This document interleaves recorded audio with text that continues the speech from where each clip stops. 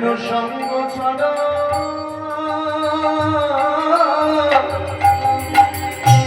করিস না শুধু এ গান বেনাই অনেক কানাই প্রতিজনে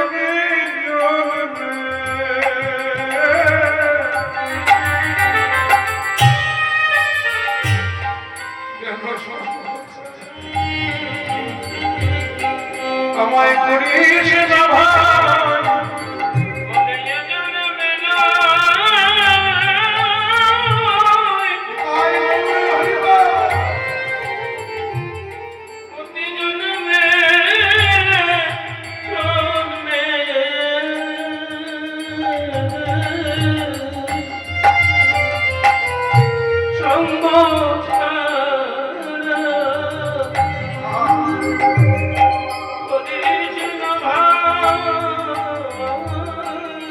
ভগবান মনে মনে বলতে সুদামারে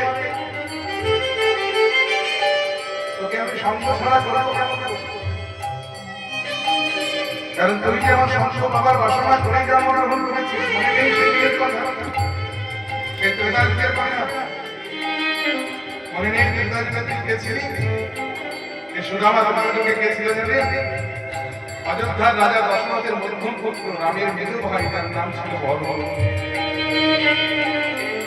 ভারতীয় পরবর্তীকালে দাপত্যকে কৃষ্ণ সকাল ঘটনাটা ঘটেছিল যেদিন অযোধ্যার রাজ সিংহাসনে রাজা রূপে রাম অভিষিক্ত হচ্ছে অযোধ্যায় আনন্দের বন্যা বয়ে গেল আলোয় আলোয় সুসজ্জিত হয়ে উঠেছে অযোধ্যা